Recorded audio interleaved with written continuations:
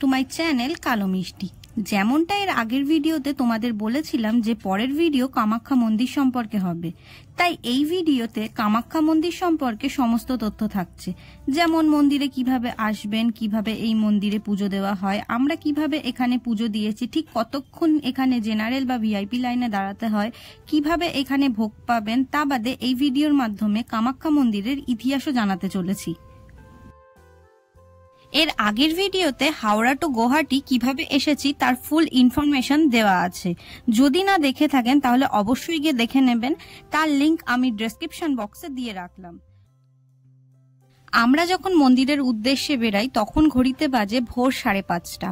আমাদের কিন্তু বেরোনোর কথা ছিল ভোর 4টের সময়, কিন্তু আমরা কেউ সময় মতন গুছিয়ে উঠতে পারিনি। সেই মতন আগের দিন আমরা গাড়ি বুক করে রেখেছিলাম, গাড়ি কিন্তু টাইমেই চলে এসেছিল। আর এটা কিন্তু মন্দিরে ঢোকার রাস্তা, যেটায় ওয়েলকাম কামাখ্যা লেখা রয়েছে, তোমরা দেখতেই পেলে ভিডিওতে। গুয়াহাটির পল্টন বাজার থেকে কামাখ্যা মন্দিরের জন্য প্রচুর গাড়ির অপশন পেয়ে যাবেন। যারা শেয়ারিং গাড়িতে আসবেন তাদের এই ওয়েলকাম কামাখ্যা গেটের সামনে নামিয়ে দেবে।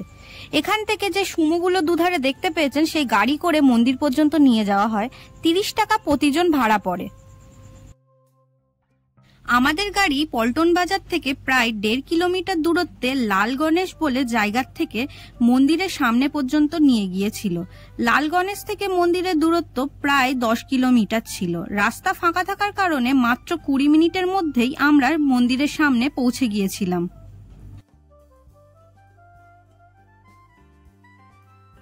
এখন যে জায়গাটা দেখতে পাওয়া যাচ্ছে ঠিক এখান থেকেই মন্দির চত্বর শুরু হচ্ছে।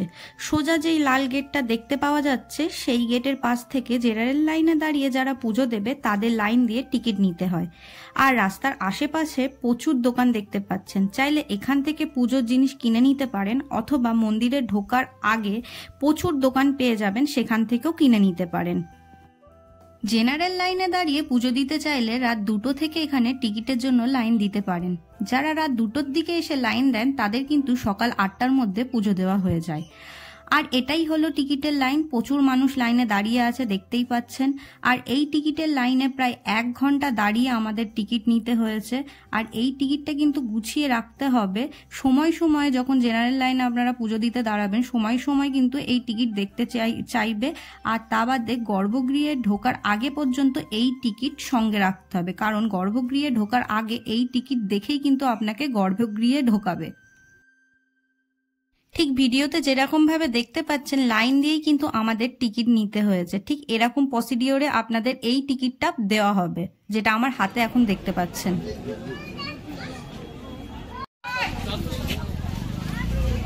টিকিট পেতে পেতে 1 ঘন্টা হয়ে গিয়েছে। এই হচ্ছে টিকিট। এই কুপন না পেলে মন্দিরে পুজো দেওয়া যায় না। এই মন্দিরে পুজো দিতে গেলে 2টি লাইন পাবেন। একটি জেনারেল লাইন যেখানে কোনো রকম টাকা লাগে না, আর একটি ভিআইপি লাইন যেখানে 501 টাকা করে টিকিট নেওয়া হয়। এই ভিআইপি লাইনে টিকিট মন্দিরের ভেতর থেকেই দেওয়া হয় সকাল 7টা থেকে। আর এখন যে জায়গাটা দেখা যাচ্ছে এখানে বিনামূল্যে অন্ন সেবা দেওয়া হয়। তার কুপনের লাইন বেলা 12টা থেকে দিতে হয়। আর এই ভোগ কিন্তু দুপুর 1টা থেকে দুপুর 3টে পর্যন্ত দেওয়া হয়।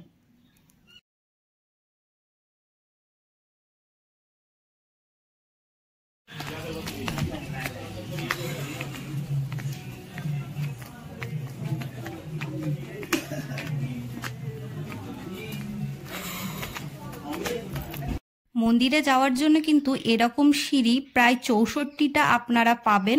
আর দেখতেই পাচ্ছেন আশেপাশে প্রচুর দোকান আছে, এইখান থেকে কিন্তু আপনারা পুজোর জিনিসপত্র কিনে নিতে পারেন। আর যারা ভিআইপি লাইনে পুজো দেবেন তারা কিন্তু সোজা মন্দিরের ভেতরে ঢুকে যেতে হবে, দিয়ে ভেতরে কাউন্টার পেয়ে যাবেন টিকিটের জন্য। আর যারা জেনারেল লাইনে দেবে, আমরা যেমন মন্দিরের পাশ দিয়ে গিয়েছি এরকম পাশ দিয়ে যেতে হবে, আমাদের একদম পেছন দিক থেকে ঢুকতে হবে। জেনারেল লাইনে দাঁড়িয়ে পুজো দেওয়ার জন্য দেখুন কিভাবে ছুটে ছুটে যাচ্ছে সবাই। আর এই দূরে যেই ছোট্ট দোকানটা দেখতে পাচ্ছ, এখান থেকেই আমি আমার পুজোর সমস্ত জিনিস নিয়েছি। আর এই ডালার দাম পড়েছে 200 টাকা, যেখানে ফুল, মিষ্টি, 2টো চুনরি ছিল, একটা মাথায় দেওয়ার জন্য আর একটা ঠাকুরকে দেওয়ার জন্য, ধূপ, ঘিয়ের প্রদীপ, আর ছিল একটা নারকেল।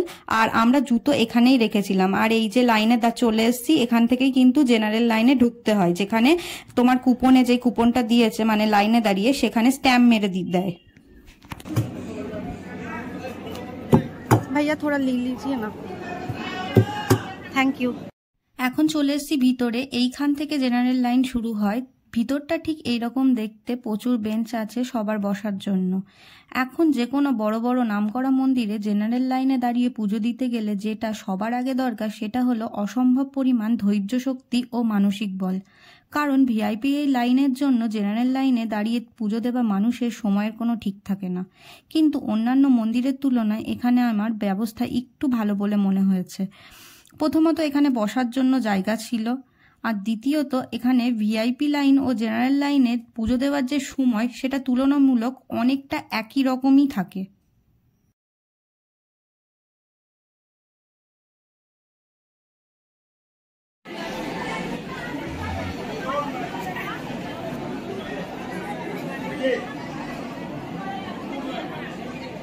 ভারতের সুপ্রসিদ্ধ মন্দিরের মধ্যে অন্যতম মন্দির হলো কামাখ্যা মন্দির। কামাখ্যা মন্দির আসামের গুয়াহাটি থেকে প্রায় 8 থেকে 10 কিলোমিটার দূরে নীলাচল পাহাড়ে অবস্থিত।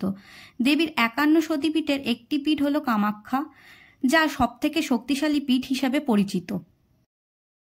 পৌরাণিক কাহিনী অনুসারে রাজা দক্ষিণ একটি মহাযজ্ঞের আয়োজন করেন। সেই যজ্ঞ চলাকালীন নিজের মেয়ের স্বামী শিবকে অপমান করেন। তার ফলস্বরূপ সতী ওই যজ্ঞের আগুনে নিজে প্রাণ নিয়ে নেন। যখন ভগবান শিব তার স্ত্রীর মৃতদেহকে দেখতে পান, তখন ক্রোধে কষ্টে পাগল হয়ে যান। তারপর তিনি তার স্ত্রীর মৃতদেহকে নিজের কোলে তুলে পাগলের মতো নৃত্য করতে শুরু করেন। ভগবান শিবের এই রূপ দেখে সমস্ত দেবদেবী ভয়ভীত হয়ে পড়েন। শিবের ক্রোধ থেকে সমগ্র ব্রহ্মাণ্ডকে বাঁচানোর জন্য ভগবান বিষ্ণু তার সুদর্শন চক্র দিয়ে এক এক করে মা সতীর অঙ্গকে আলাদা করে দেয়। ধরা হয় যে এই সময় সতীর শরীরের 51টি অঙ্গ আলাদা আলাদা জায়গায় পড়ে। এই আলাদা আলাদা জায়গায় যেখানে মা সতীর অঙ্গ পড়েছিল, তাকে আমরা দেবীর 51 সতীপীঠ নামেই এখন চিনে থাকি। মনে করা হয় যে মা সতীর যোনির ভাগ কামাখ্যাতে পড়েছে, এই জন্য একে কামাখ্যা মন্দির নাম দেওয়া হয়েছে। কামাখ্যা মন্দিরের খুব গুরুত্বপূর্ণ জায়গা হলো তার গর্ভগৃহ, যেটা জমি থেকে প্রায় 20 ফুট নিচে অবস্থিত। গর্ভগৃহতে মায়ের কোনো মূর্তি নেই, বরং এখানে যোনির আকারে একটি কুণ্ড আছে, যেখান থেকে জল বেরাতে থাকে। এই কুণ্ডকে যোনিকুণ্ড নামে জানা যায়। এই কুণ্ডটি লাল কাপড় ও ফুল দ্বারা ঢাকা থাকে। এখন যে জায়গাটা দেখতে পাচ্ছ, এটাই হলো গর্ভগৃহে ঢোকার ঠিক আগে।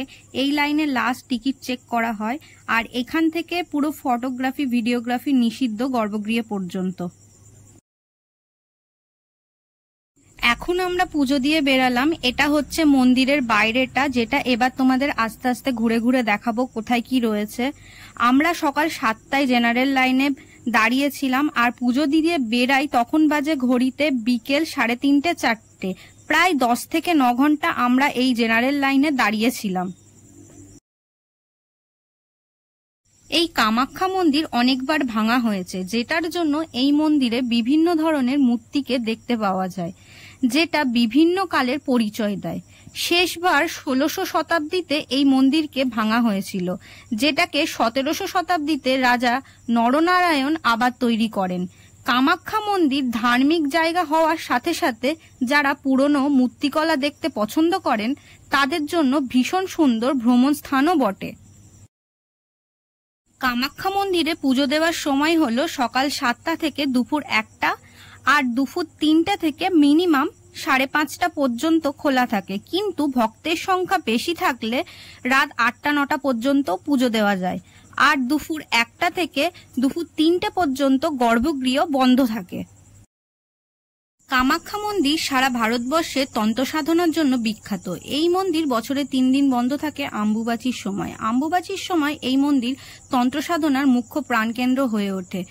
আম্বুবাচীর 3 দিন মন্দিরের গর্ভগৃহ বন্ধ থাকলেও মন্দির প্রাঙ্গণ জুড়ে বিশাল মেলার আয়োজন করা হয়, যেটা দেখতে দূর দূরান্ত থেকে মানুষ এসে এখানে ভিড় জমায়। আম্বুবাচী হলো হিন্দু ধর্মের বাৎসরিক উৎসব। লোকবিশ্বাস মতে আষাঢ় মাসের 7 তারিখে মৃগশিরা নক্ষত্রের 3টি পদ শেষ হলে পৃথিবী বা ধরিত্রী মা ঋতুময়ী হয়। এই সময়ে আম্বুবাচী পালন করা হয়।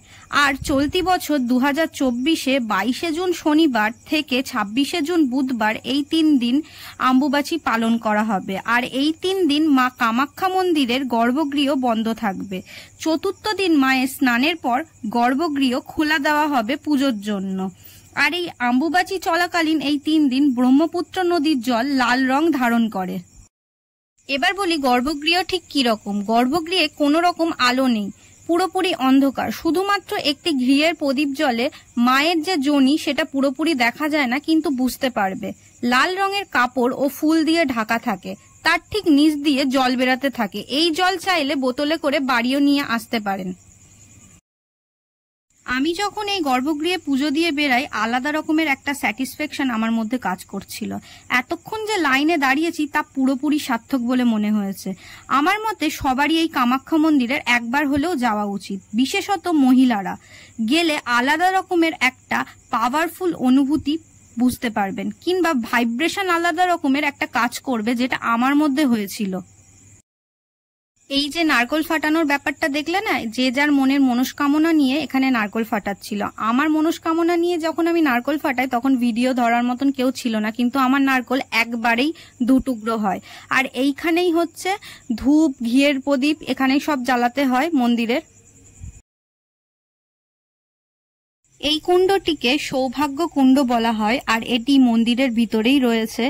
যাদের মনস্কামনা পূরণ হয় তারা অনেকেই পাঠা বলি কিংবা মহিষ বলি দেয়। বলি দেওয়ার আগে কিন্তু তাদেরকে এই পুকুর থেকেই স্নান করিয়ে নিয়ে যাওয়া হয়। এই মন্দিরে কিন্তু প্রচন্ড পরিমাণে বলি হয়। যারা বলি দেখতে পাও না আমার মতন, তারা কিন্তু একদমই বলির সাইডে যাবে না। আমি তাও ভুলবশত একটা মহিষ বলি দেখে ফেলি, যার কারণে আমার শরীরটা তখন প্রচন্ড খারাপ হয়ে গিয়েছিল। তারপর মন্দির থেকে বেরিয়ে যাই একটা ভাতের হোটেলে, কারণ সকালবেলা থেকে কিচ্ছু খাওয়া পড়িনি তাই। আর এই ভিডিওর মাধ্যমে আমি কামাখ্যা মন্দিরের সমস্ত তথ্য তোমাদের সাথে শেয়ার করেছি। আশা করছি তোমাদের এই ভিডিওটা ভালো লাগবে। যদি ভালো লাগে অবশ্যই লাইক, কমেন্ট অ্যান্ড শেয়ার করো। আর আমার চ্যানেলে নতুন হয়ে থাকলে অবশ্যই চ্যানেলটিকে সাবস্ক্রাইব করে দিও। আর কোনো রকম যদি প্রশ্ন তোমাদের মনে থেকে থাকে তাহলে অবশ্যই সেটা আমাকে কমেন্টের মাধ্যমে তোমরা করতে পারো। আমি তার উত্তর তোমাদের কমেন্টে দিয়ে দেবো।